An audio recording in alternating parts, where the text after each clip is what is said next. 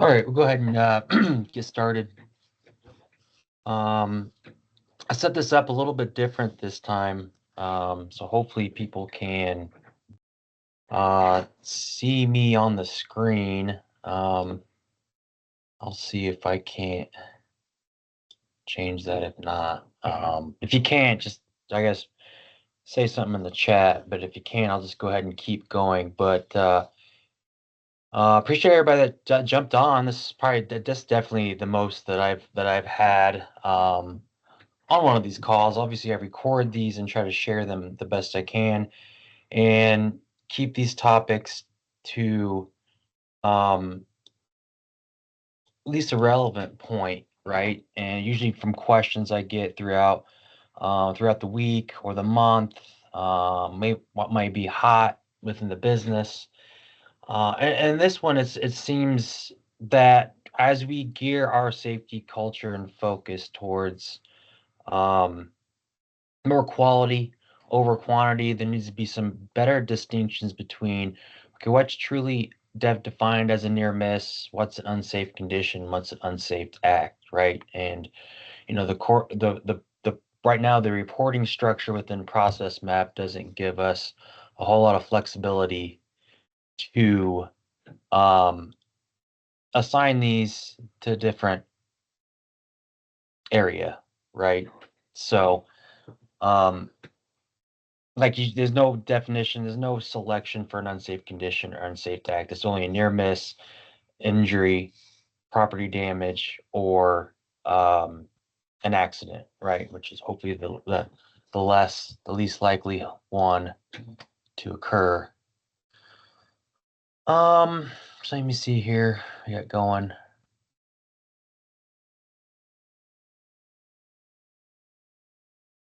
All right, so I'm not sharing the video. Interesting. Okay, so I wonder how I can get this done.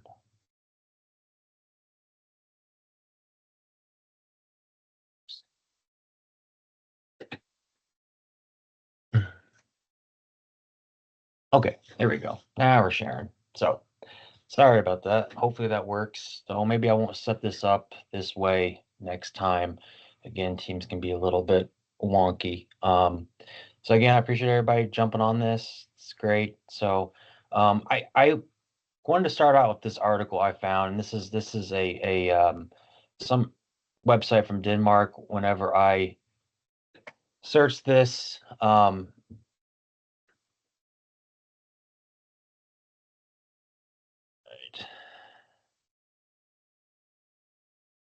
wonder why it's not.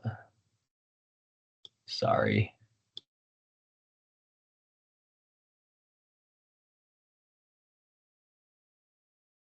So it's okay. So it's up now. It's hard to see though. All right. I don't know what's going on with this. I should probably change that next time.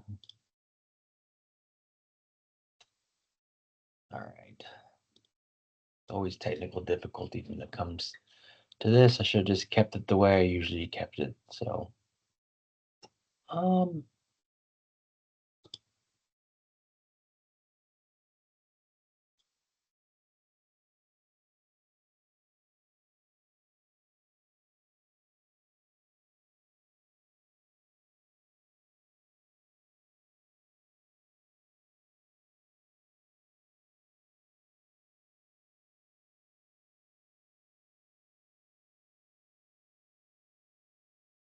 what's going on now?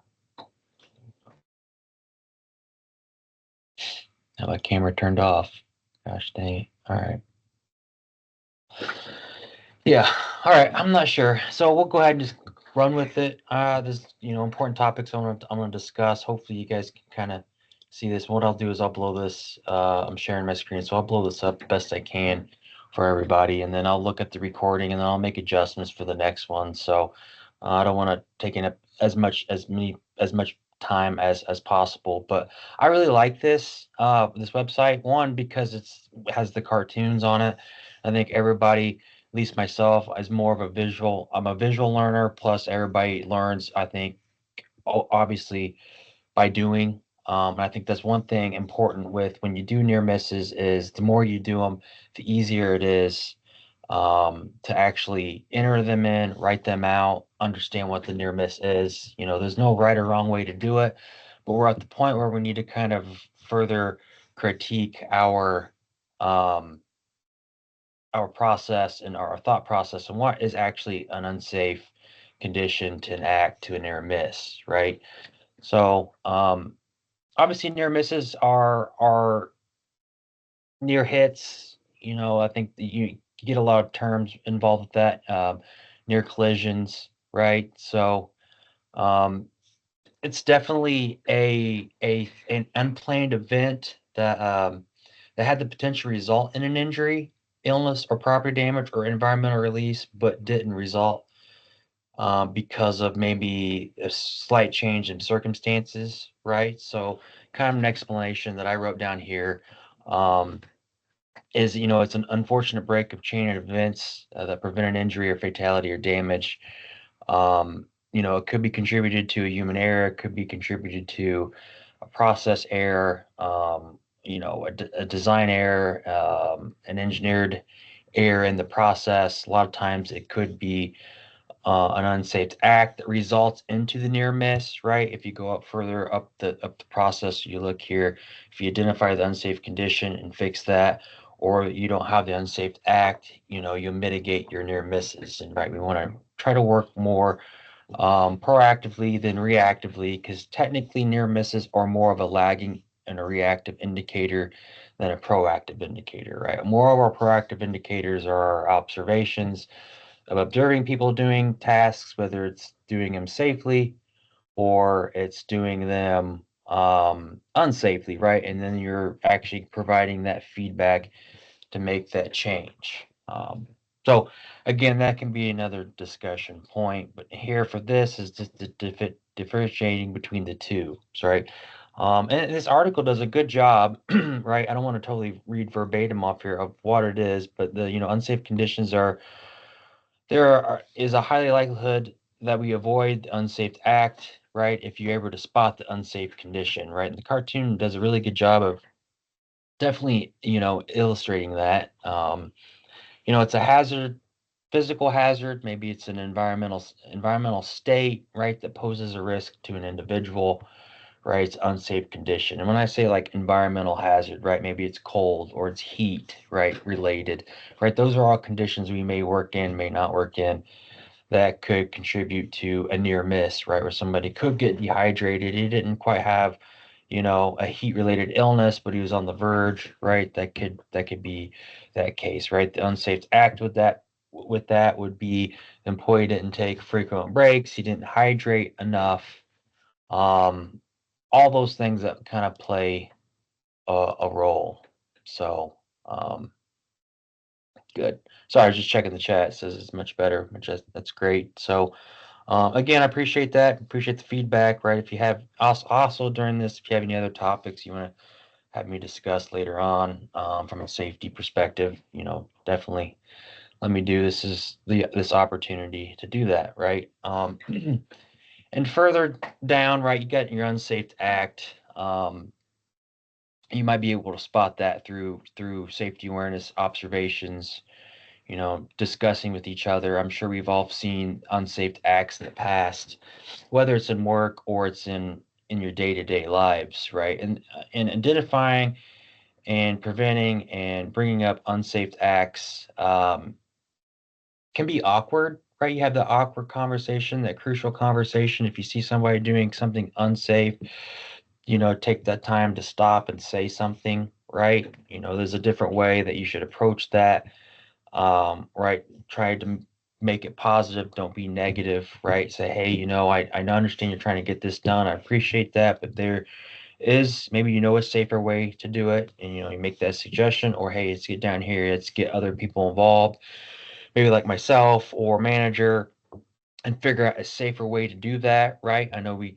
got this bystander effect where I turn a blind eye because one, you don't want to be that guy, and hey, there's other people around. Somebody will say something eventually, but no one does, and then they continue with the unsafe act. And if they get away with it and they continue to get away with it, it's going to develop into a habit, and then you know eventually lightning is going to strike and you can have an injury, right? So that's an unsafe condition. It's conditions that can be identified and changed. Unsafe acts are behavior related, and then your near misses is when things kind of come together, right? And then we miss upstream, and an event happens. You come real close to actually having an injury. Maybe he was in a position where it didn't strike the employee. Maybe something fell from an overhead walkway, or he moved his hand out of the way and the machine went right, and it was real close, near miss.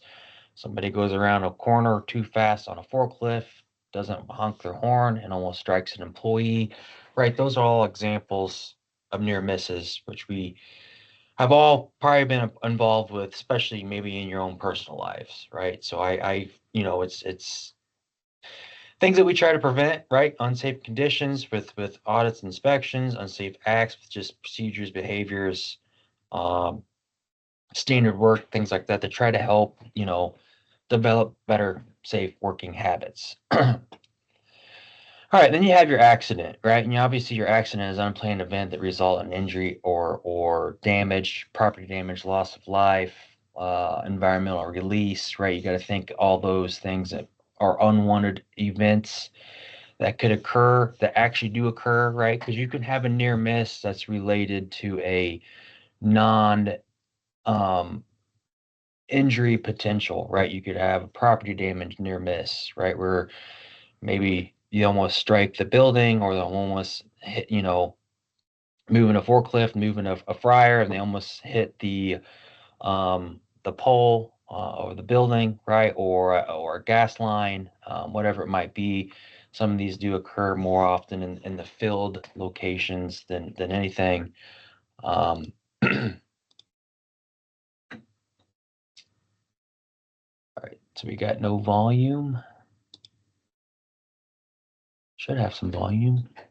Okay, sorry, just checking. So I'm pulled on my screen, but again, usually this works better. I'd set it up differently, but we'll continue. What I want to get into now, obviously, if we know what an accident in an event or an unplanned event and property damage release, some of this is translated poorly. I'm not going to go through this again. This is a Denmark, from Denmark, but I like the the illustrations and the cartoons. So I'll try to blow this up a little bit larger, um, the best I can here.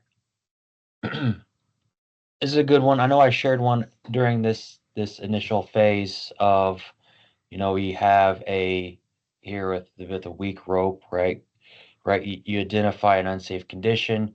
The Unsafe Act, some of these, it's hard to really, okay, what is the Unsafe Act to some of these? Because I went through a lot of these to kind of like just figure out which ones I like the best, maybe share them after this. And with this one, it's, the employee notices the unsafe condition, but for time's sake, I'm assuming he's telling the guy to continue. We're good. Go ahead, and you know we're tied off. The boat's tied off. Make it taut, right? And whoops, snaps, goes back. Here's another one where it snaps on, and you have an accident where it hits the employee in the leg. I do have an example of this. My last company I worked for wasn't a site that I oversee, but we had barges where we'd load, either soybean meal or soybeans, on or off rail car barges. And we had an employee that tried to pull back more than one hatch at a time, put too much stress on the wire cable. The cable actually broke, snapped back, and struck the employee, and ended up being a fatality. I believe that one happened in Brazil. Again, this might have been 10 years ago. So it's kind of vague, but you have chances of something like this happening, but especially with like tow truck drivers too, if they're trying to tow a truck or a car out of a ditch, right? Always recommend, staying away if possible. So another one here, I kind of scroll down to some better ones. This is a pretty decent one, I felt like. Um, I'm assuming this is for like, the maritime shipping industry, something like this. But right, you have an unsafe condition, you have a tool that's not put away, it's on the edge of the platform. Again, if you had a tow board or a kickboard, right, that could prevent that from falling off. Again, that's hopefully the last line of defense. Hopefully we're picking up our stuff. And the Unsafe Act is the employee just walked by it, and this guy's underneath it doesn't notice it. So he's obviously, maybe he saw it, maybe he didn't, right? He probably shouldn't be looking at that paper while he's, walking and going from point A to point B, right? From a trip hazard standpoint, this definitely could be an Unsafe Act here as well on the first page. And then the near miss is he kicked it and it almost struck the employee, right? So undesirable event had the potential to cause an accident or damage. Didn't. And here you go on that one. So that one was a good one. This is the one I shared, which is really good example, right? Unsafe condition is the rusted out um, um, connection on the hoist. They're walking under the hoisted load. It falls, the load almost hits them. And then this one, it does hit them. So a little graphic, right, for a cartoon. There's a ton of these in different scenarios, which I thought were pretty clever in my mind. Right, here's another one. Obviously, it's not guarded. They got something, stuck in here. Employee just has the headphones in, not paying attention to it, and then it flies out and almost strikes the passerby, right? And this one obviously does. A lot of these are pretty good. Maybe they're not all industrial related, which is great, right? And not everybody works industrial wise, but I'm sure we've all swept our home before and we've yanked on the cord, right? Kind of an unsafe, act with that potential.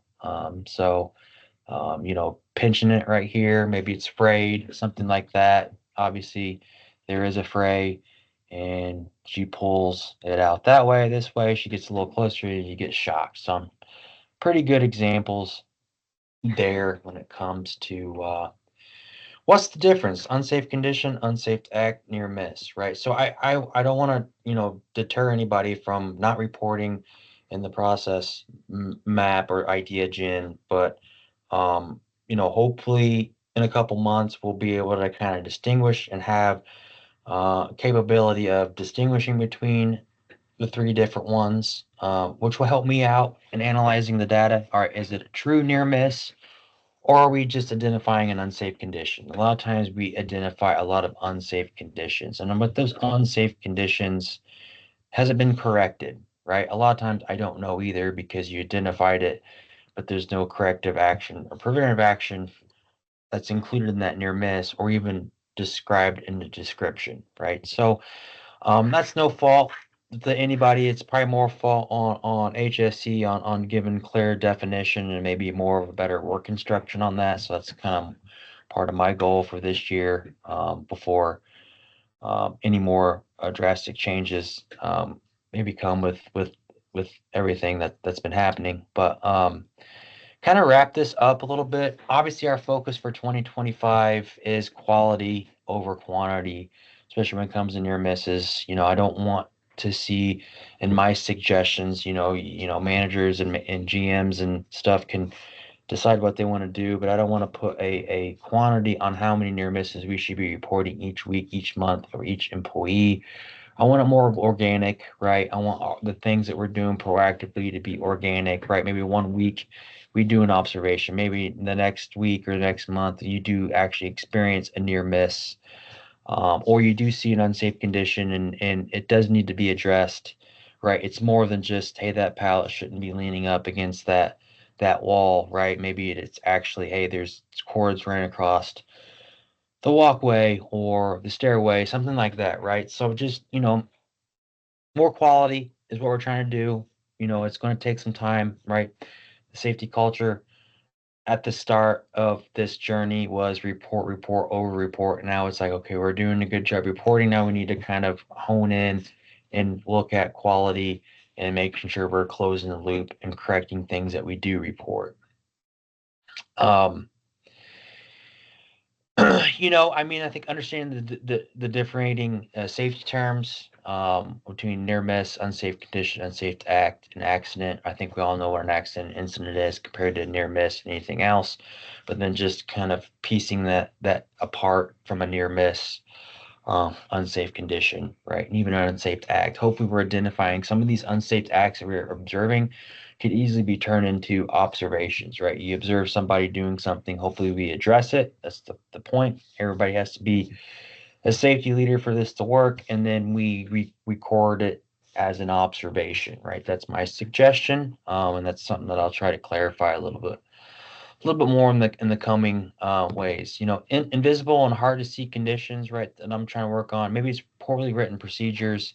Communication's always been an issue, right? I've been of the blunt of that from the recent glove policy. Um, Working on risk assessments and figuring out where our hazard areas are at, and then the quality of training, right? So doing some deep diving, some A3s, the quality of training from the near miss perspective. The JBT Learning Academy is a great tool, but maybe the some of the training associated with some of the things that we do needs to be more hands-on if possible, right? So there's some things there that definitely be giving some thought to. So